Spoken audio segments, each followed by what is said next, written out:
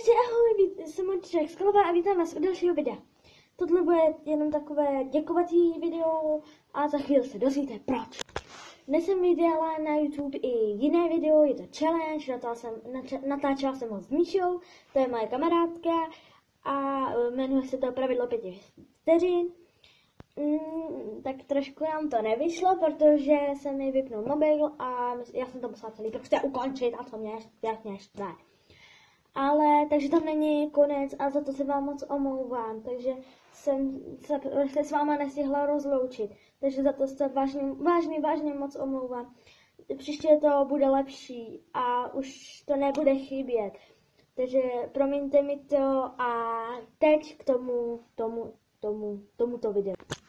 Před chvíli jsem řekla, že se za chvilku dozvíte Před chvíli jsem řekla, že se za chvíli dozvíte proč, je tohle jenom děkovací video a tak já vám to teď prozradím. Děkovací video je to proto, že už mám skvělý 3 odběratele a to je úplně neskutečný. Prostě dal jsem na YouTube, tohle je moje teprve 3. video a už mám 3 odběratele. To prostě je neskutečný.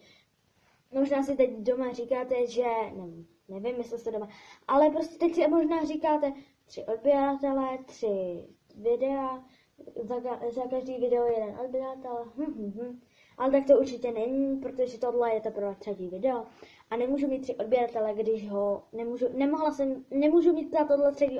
odběratele, když říkám, že už je mám a tohle jsem ještě vlastně nevydala. No, to je jedno. A prostě už jsem je měla.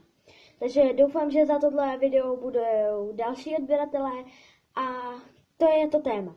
Moc vám za ty 3 odběratele děkuji, je to skvělý a chtěla jsem říct, že pokud budete takhle pokračovat, tak to bude úplně prostě šíleně skvělý a za nějakých 10 odběratelů bude takový menší speciálek a už to bude challenge.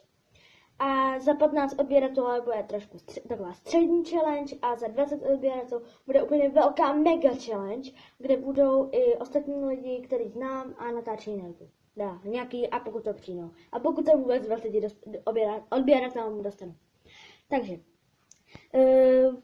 loučím se s váma za dnešek i za minulý video, nebo za tohle i za minulý video, protože tam toho to nebylo. Tak, ahoj!